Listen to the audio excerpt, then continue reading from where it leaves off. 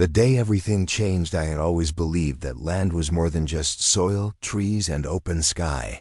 It was a living piece of history, a place where memories sank into the earth and roots intertwined with generations of love and struggle. My 1,200 acres had been in my family for nearly a century, passed down from my grandfather, who had worked himself to the bone during the Great Depression to buy it. It was the kind of land that told stories, from the weathered barns standing like sentinels in the fields, to the quiet lake where the water mirrored sunsets so perfect they could have been painted by God himself. Every path was familiar to me. Every corner of the property held a memory. I knew where the wild deer liked to graze at dawn, which clusters of maple trees turned the deepest crimson in autumn, and where the old fishing pier creaked when you stepped on it. This was not just property to me. It was my inheritance, my responsibility, and my home. For years, I had lived quietly, away from the noise of the town, occasionally visiting the local feed store or farmer's market, always returning to my peaceful refuge. The homeowners association never concerned me much. They operated mostly around the smaller residential plots that bordered one side of my land, a collection of pristine lakefront mansions owned by people who loved rules and control far more than they loved community. I was not part of their meetings, their politics, or their disputes. My land was zoned separately and outside their governance. At least that's what I thought. In my mind, their drama was something that belonged to their neatly trimmed lawns and matching mailboxes, not something that could ever spill over into my world. But peace has a fragile way of shattering. And on a hot summer morning in July, mine shattered completely. I first noticed something was wrong when a letter arrived in my mailbox. It was a thick envelope, the kind that looked official and intimidating before you even opened it. The return address was from a law firm I had never heard of. I tore it open at my kitchen table, sipping coffee, expecting maybe a property tax notice or a zoning update. Instead, the words on the page made my heart slam against my ribs. Notice of property transfer. According to the document, my land, my entire 1,200 acres, had been sold. Not offered for sale. Not under negotiation. Sold. The buyer's name was listed, along with the sale amount, which was laughably low, as if they had valued a priceless heirloom at the price of a used lawnmower. I read it 3 times, convinced I must be misunderstanding something. The papers claimed that the Homeowners Association had the legal right to sell my land due to delinquent community fees that I had supposedly ignored for years. The problem was, I had never owed the HOA a cent. I had never been billed by them, never been part of their membership, and never signed a single agreement giving them authority over me. How could they claim my land, let alone sell it? At first, I thought it had to be a clerical mistake. Maybe the county records were mixed up, maybe the deed number was wrong. Maybe someone had transposed a few digits and accidentally merged my property with another.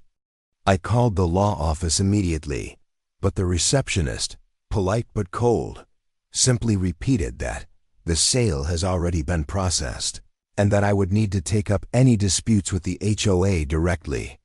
That was when the first cold ripple of fear went down my spine. I was no longer dealing with a mistake. This was deliberate. I drove straight to the HOA office, my hands gripping the steering wheel so tightly my knuckles whitened. The office was actually a converted home with pristine white siding and a flagpole out front, a physical embodiment of their obsession with appearances. Inside, the air smelled faintly of coffee and printer ink. Behind a large desk sat Margaret Peterson, the HOA president, a woman whose smile was as sharp as her reputation. She had that unnerving ability to look you in the eye and make you feel like you had already lost whatever argument you came in to fight. "Ah, Mr. Walker," she said without looking up from her computer screen, as if she had been expecting. I assume you're here about the property transfer." "You mean the theft," I replied, my voice steady but laced with anger. I want to know how you think you have the authority to sell my land." Margaret folded her hands on the desk and tilted her head slightly. "Our records show years of unpaid association dues tied to your parcel. According to the bylaws, we are entitled to recover those losses through the sale of assets."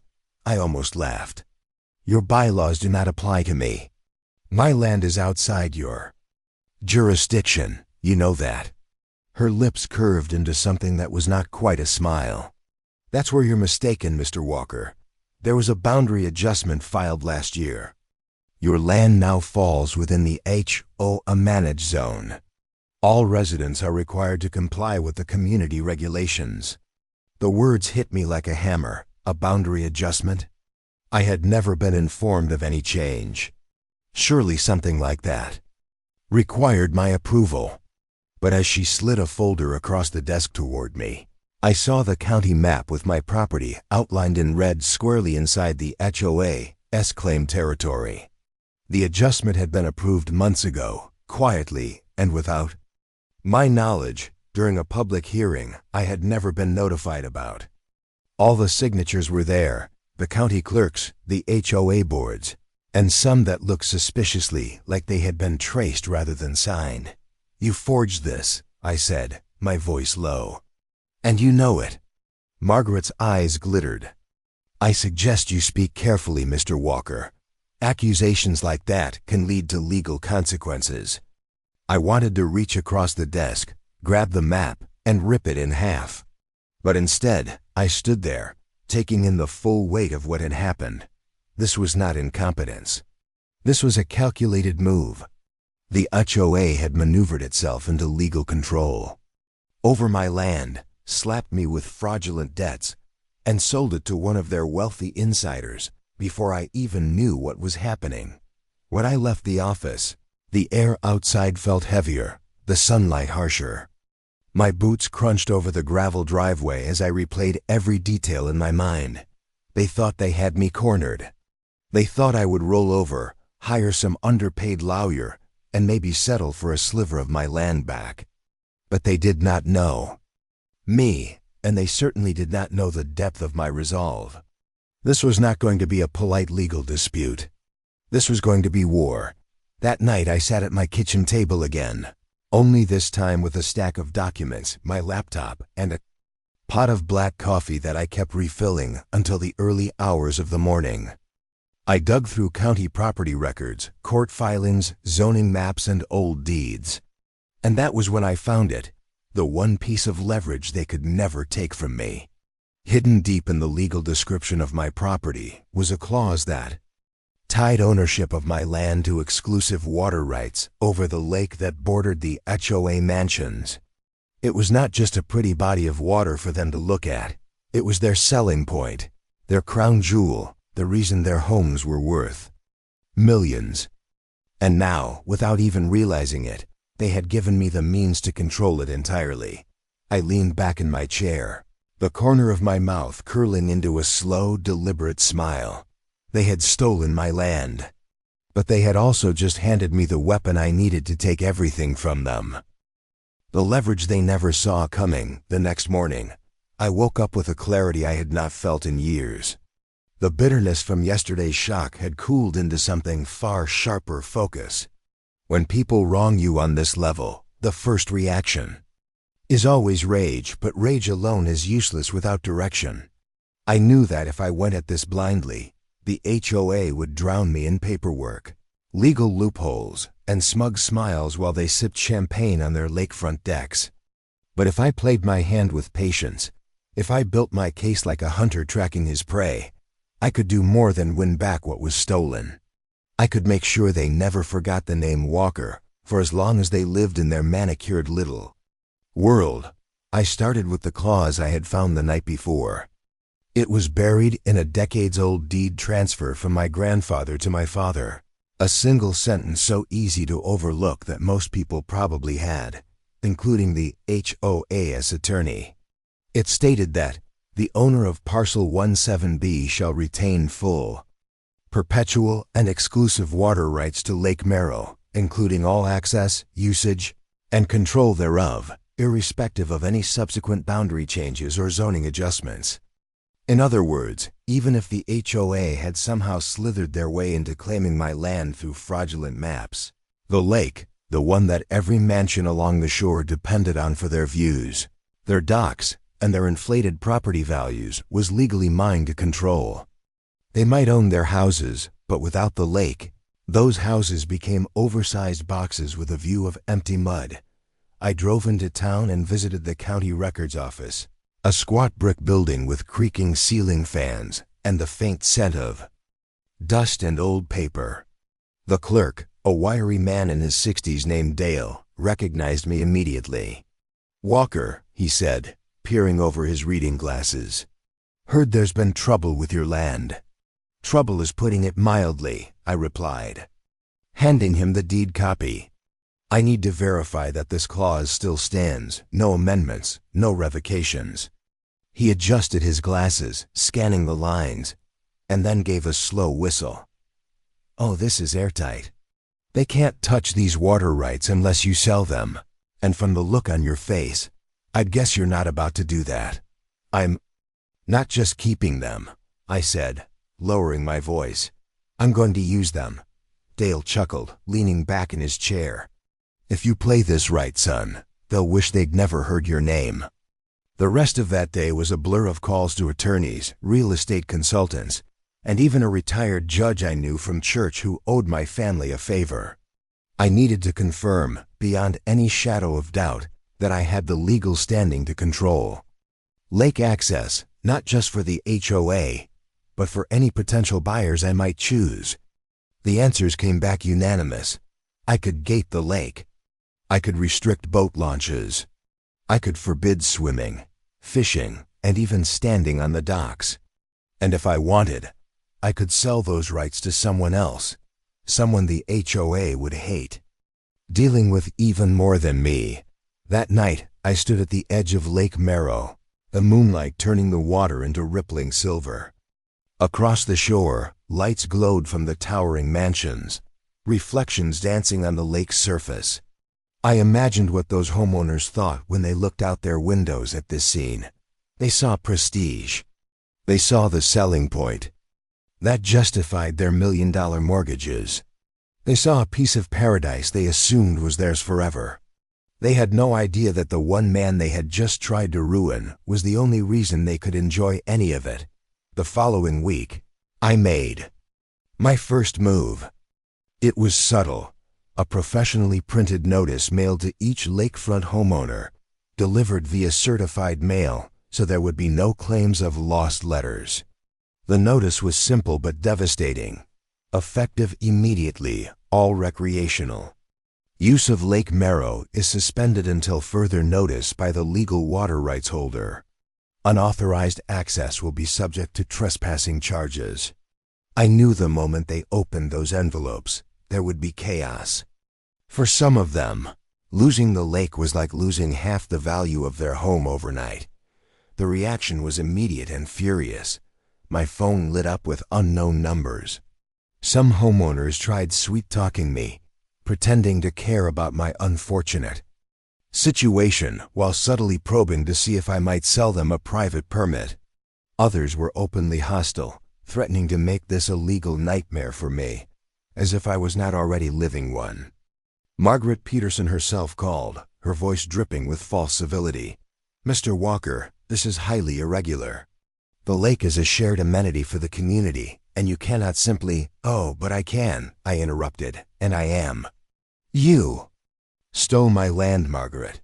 I am just taking back something of equal value." Her pause on the other end of the line was delicious. I could almost hear the grind of her teeth. "This will not end well for you," she said finally. "It will not end well for you," I replied, and hung up. By the end of that month, real estate listings for those lakefront mansions had quietly started to disappear from the market. Without the promise of lake access, their worth plummeted. Some buyers backed out of contracts entirely.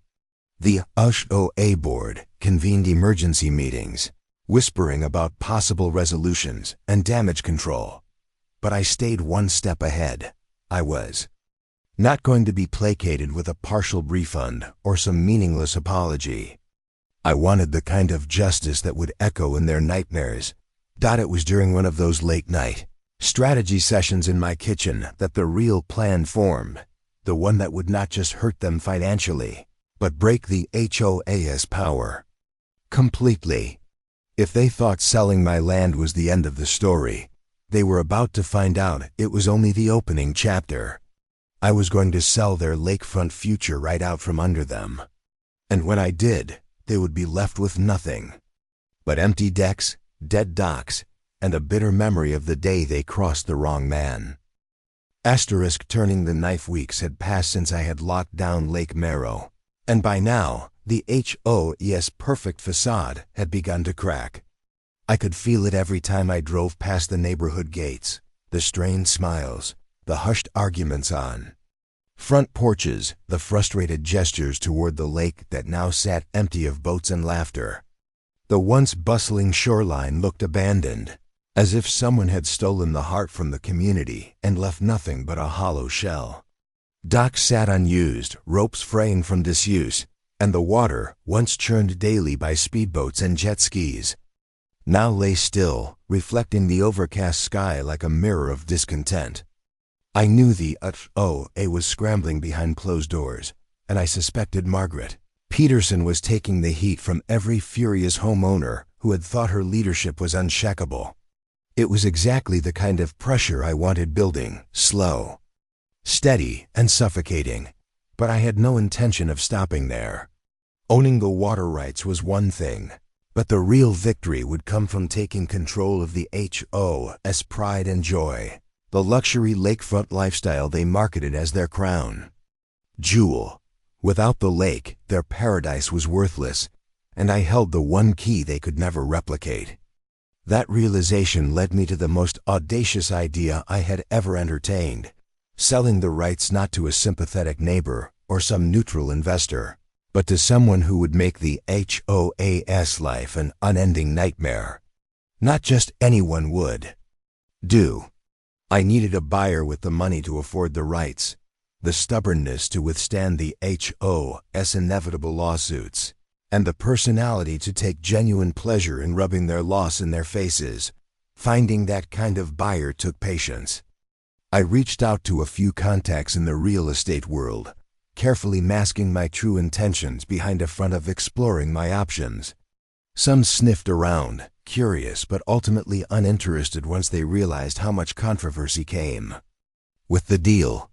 Others were too cautious, afraid of tangling with a homeowners association that had money, lawyers, and influence. But then, one name kept surfacing in my conversations, a developer named Victor Hale. I had heard of him before, though only in passing.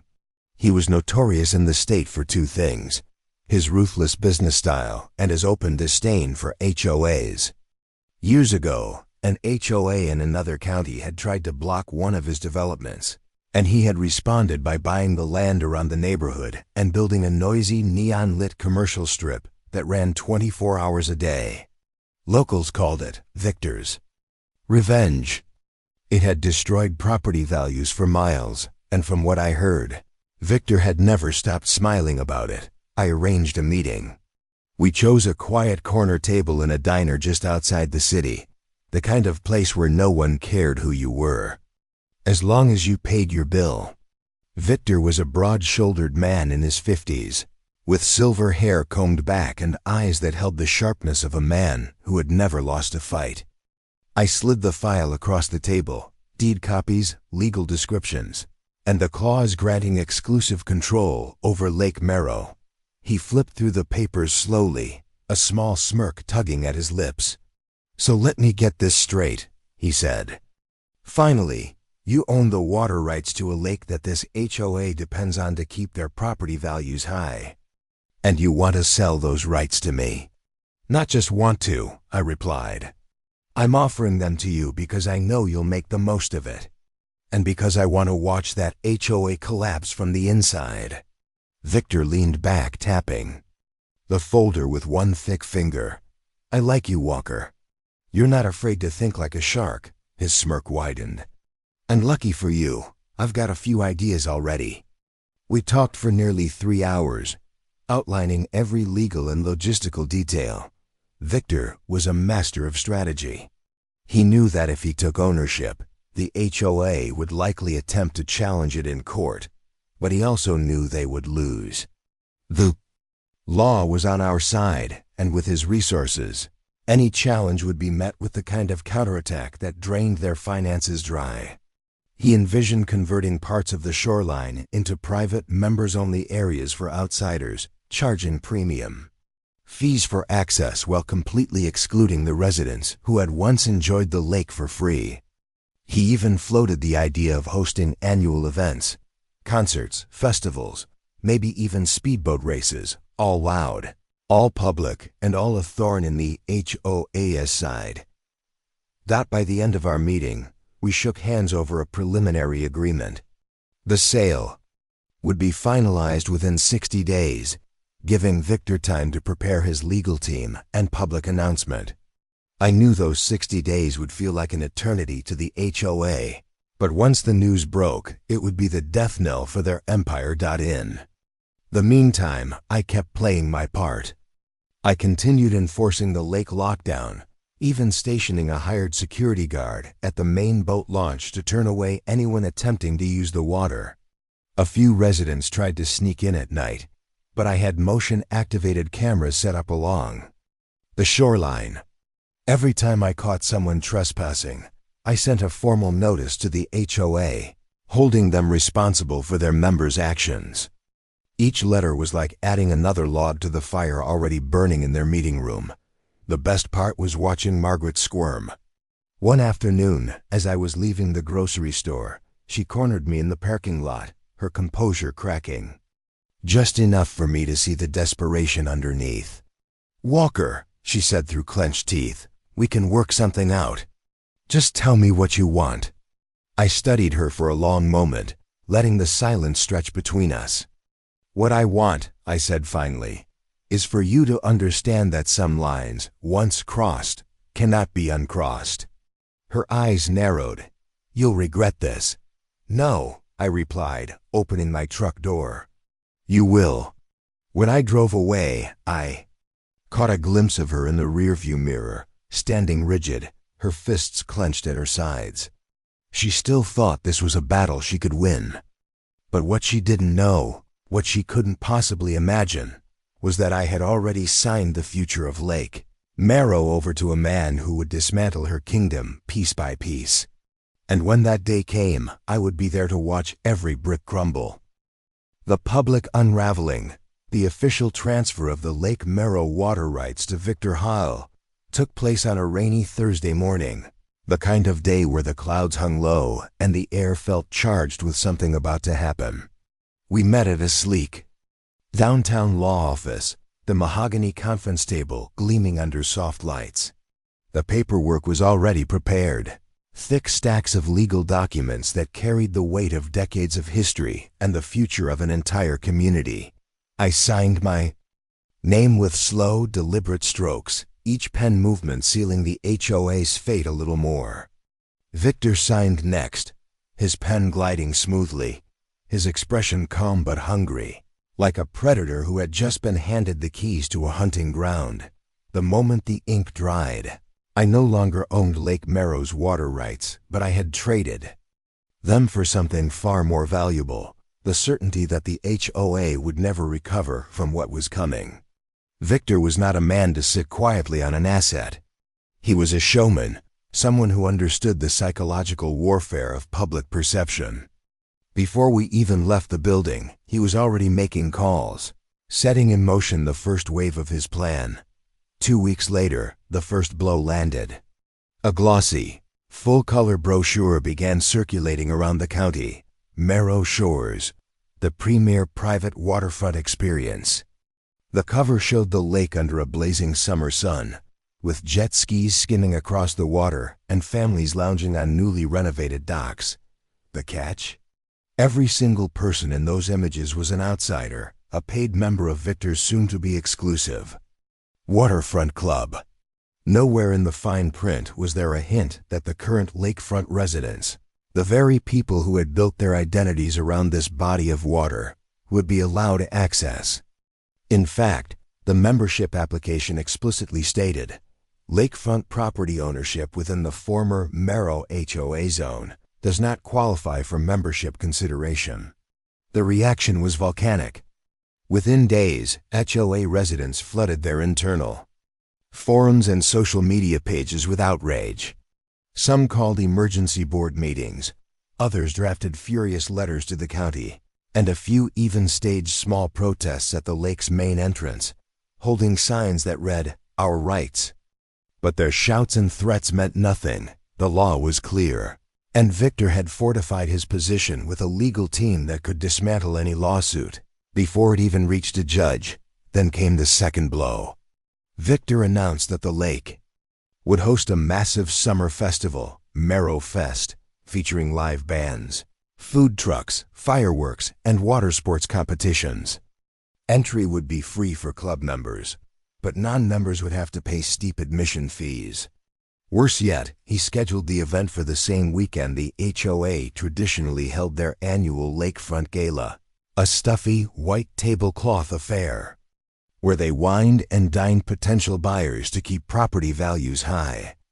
It was a direct public slap in the face. From my vantage point, I watched the tension spiral into chaos. The HOA board's carefully cultivated image of control began to disintegrate. Real estate agents who once bragged about exclusive lake access quietly removed the phrase from their listings. Potential buyers toured the neighborhood, glanced at the empty, silent docks, and turned away without making offers. Some residents, facing plummeting property values and rising frustration, began whispering about suing the HOA itself for negligence and mismanagement. Margaret Peterson, once untouchable, now found herself cornered. I heard through a mutual acquaintance that board meetings had devolved into shouting matches, with homeowners demanding answers and threatening to recall the leadership. Margaret's perfect composure was cracking, her voice rising, her tone defensive, her explanations thin and desperate.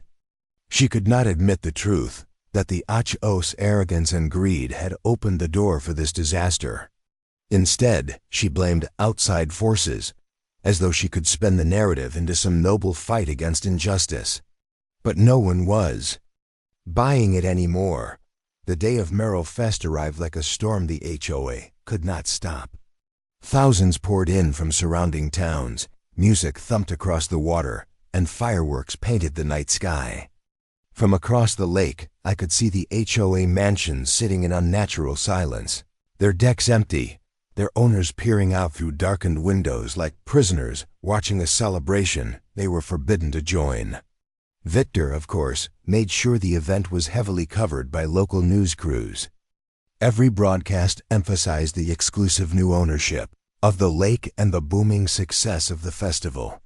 I walked the festival grounds that night, blending into the crowd, the smell of barbecue and the sound of laughter swirling around me. People were smiling, kids were splashing in the water, and not a single person there cared about the HOA's loss. They were too busy enjoying what Victor had built. It was a surreal kind of satisfaction, knowing that the same board that had tried to erase me from my land was now powerless, watching the life drain from their kingdom, while the rest of the world moved on without them. As the fireworks exploded overhead, reflecting brilliantly off the lake's surface, I knew this was only the middle act. The public humiliation was complete, but there were still deeper cuts to make, cuts that would not just sting, but ensure the HOA could never claw its way back to power again. And when that final act came, it would be the kind of ending that people in this county would still be talking about 20 years from now. The collapse from within. By the time the echoes of Merrow Fest faded, the HOA was no longer the same polished, commanding entity it had been when this war began. The once pristine streets now carried an invisible heaviness, as if the very air inside the neighborhood was thick with resentment and suspicion. The lake, once the heartbeat of their property values, had been transformed into a stage for outsiders and a painful reminder of their powerlessness. The impact was no longer just emotional, it was financial, and the numbers were brutal. Homeowners, who had once boasted about their multi-million-dollar estates, were now facing offers hundreds of thousands below their asking prices, if they got offers at all.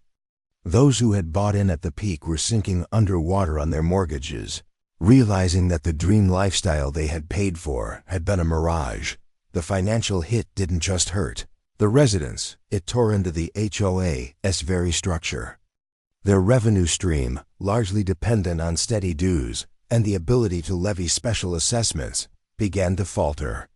A few residents simply stopped paying, arguing that without the lake and its promised amenities, the HOA had failed to uphold its end of the agreement. Others paid reluctantly, but with the venom of people who felt betrayed. The result was a sharp decline in collected funds, and that, in turn, triggered a cascade of problems.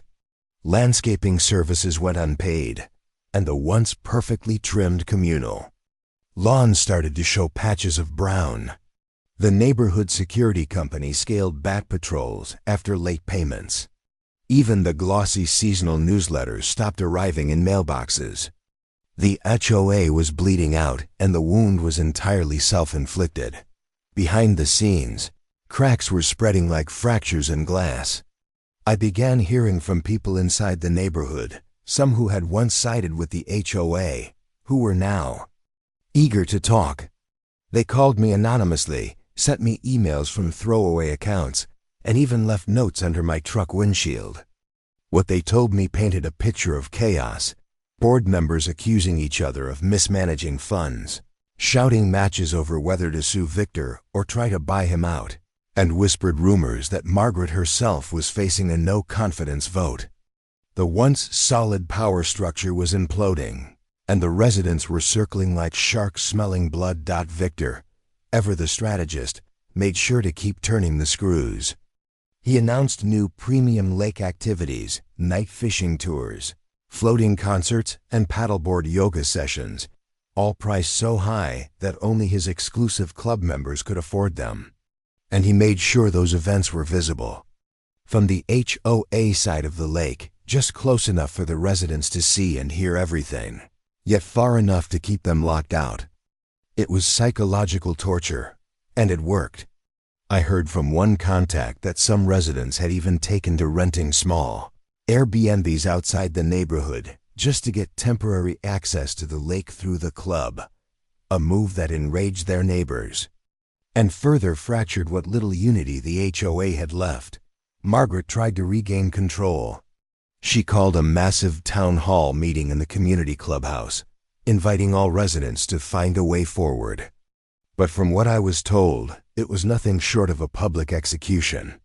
Residents lined up to air their grievances, their voices rising, their accusations sharp and unrelenting. One man reportedly slammed a folder of documents on the table, shouting that the board's actions had cost him nearly $500,000 in lost equity.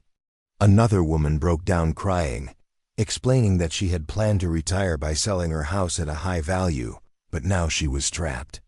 Margaret, once the embodiment of calm authority, was described as pale, defensive, and visibly shaken. By the end of the meeting, several board members had resigned on the spot. I stayed in the background, letting the chaos play out while keeping my own plans moving forward. My goal wasn't just to watch them suffer. It was to ensure there was no path for them to recover. That meant dismantling the last of their leverage, their ability to claim stability to outsiders. I quietly tipped off a local investigative journalist I trusted, feeding them a mix of public records, meeting minutes, and first-hand accounts I had gathered. Within 2 weeks, an explosive feature ran in the Sunday paper, From Paradise to Property Value Plunge: How One HOA's Power Grab Destroyed a Community. The piece didn't just recount the history of the lake rights debacle. It detailed every shady maneuver, every questionable vote, and every way they had alienated their own residents. It even included comments from former HOA insiders who had turned against Margaret. The public exposure was devastating. After that, the dominoes fell faster. Real estate websites updated the neighborhood's profile with the article link under community notes. Banks began declining loans for prospective buyers, citing instability in the homeowners association. And as the HOA's finances dried up completely, they were forced to make the unthinkable choice: raise dues to an astronomical level or dissolve entirely. Both options were poison. Raising dues would drive even more residents into open rebellion, while dissolving would mean losing the very control they had fought so ruthlessly to maintain. I knew then that the final act was close. The HOA was teetering on the edge, its leadership fractured, its residents hostile, and its prestige gone. But I wasn't going to leave this story half-finished. I had one last move to make, one that would not just end the HOA's reign, but ensure that Margaret Peterson herself would never again hold power over anyone's home or land. That last strike was already in motion, and when it landed, there would be no coming back for them. The final strike by the time winter settled in over the valley. The HOA was a ghost of its former self. The once proud entry gates were left half open, most days because the security company had finally pulled out over unpaid contracts. The manicured flower beds at the entrance had withered into brittle stalks. The lake, which had once been their symbol of wealth and prestige, was now a glittering jewel that belonged entirely to someone else. And that someone else, Victor, was making sure its beauty was enjoyed by everyone except the people who had once claimed it. From the outside looking in, it seemed like the HOA had already been beaten. But I knew that true revenge wasn't just about winning the war. It was about ensuring your enemy could never rebuild. I had been quietly working with Victor on the last phase of our plan for months, gathering information, documenting everything, and making sure that when the final blow landed, it would be impossible for Margaret or anyone else to crawl out from under it. This was not just about taking their power. It was about erasing the foundation they had built it on. That opportunity came when Victor discovered a trail of financial irregularities, buried deep in the HOA's records, irregularities that tied directly to Margaret. It turned out that in the years before they took my land, the board had been quietly diverting funds from the community maintenance budget into a special projects account controlled almost entirely by Margaret. The money had gone to overpriced contracts awarded to companies owned by her relatives, unnecessary renovations to her own property disguised as community improvements, and even a few personal luxury expenses that had nothing to do with the HOA at all. We didn't take the information straight to the residents, not yet. Instead, we handed it to the county's Office of the Inspector General, along with a carefully compiled package of evidence, sworn statements from former board members, and copies of questionable checks. From there, it moved quickly. Within weeks, investigators were quietly interviewing residents and combing through years of bank statements. Margaret had no idea the walls were closing in until the day uniformed officers walked into the HOA office during a scheduled meeting and escorted her out in front of the stunned board and a handful of homeowners. The news broke within hours. Headlines screamed about financial misconduct in Merrow HOA and HOA president under investigation for embezzlement. The fallout was immediate and catastrophic. Whatever shred of credibility the HOA had left disintegrated overnight. Residents who had once defended Margaret turned on her with fury, demanding her resignation and even threatening lawsuits of their own. The board, already fractured, voted to suspend all operations until further notice, which was really just a polite way of admitting that the HOA was dead. Victor, and I didn't stop there. While Margaret fought her legal battles, Victor bought up several parcels of land bordering the lake and turned them into public access areas, complete with parks, campgrounds, and small marinas. The transformation was dramatic. What had once been a private jewel guarded by gate codes and HOA rules became a thriving hub for the entire county. Families came to picnic, fishermen lined the shore, and tourists spent their weekends on the water. Local businesses flourished with the influx of visitors. The lake was no longer a bargaining chip for a select few. It was a shared treasure, and I had been the one to set that change in motion. One crisp spring morning, I drove past the old neighborhood. The gates were wide open now, not out of welcome, but because no one was there to maintain them. The once flawless lawns were spotted with weeds. Several houses had for sale signs planted in their yards, though I doubted they would move any time soon. And there, in the middle of it all, stood Margaret's mansion, silent, empty, and stripped of the smug perfection it had once radiated. Her downfall was complete, and it was poetic in its symmetry. She had tried to take from me something she thought I couldn't defend, and in doing so, she had lost everything she thought she could never lose. As I parked at the public side of the lake and stepped out onto the new boardwalk, I felt the kind of peace that comes only when justice has been truly served. Families laughed nearby, their children running along the dock, pointing at the ripples where fish broke the surface. Victor waved from across the water, already discussing plans for the next community event. I stood there for a long moment, watching the sunlight glitter off the lake, and I realized that this wasn't just a personal victory. It was a reminder that power built on greed and control is always temporary. The HOA was gone. My name was cleared. The land they had stolen was in good hands, and the lake, their greatest treasure, had been transformed into a legacy of freedom instead of exclusivity. And as for Margaret Peterson, her reign had ended not with the dignity she once demanded, but with the echo of the handcuffs that had closed around her wrists.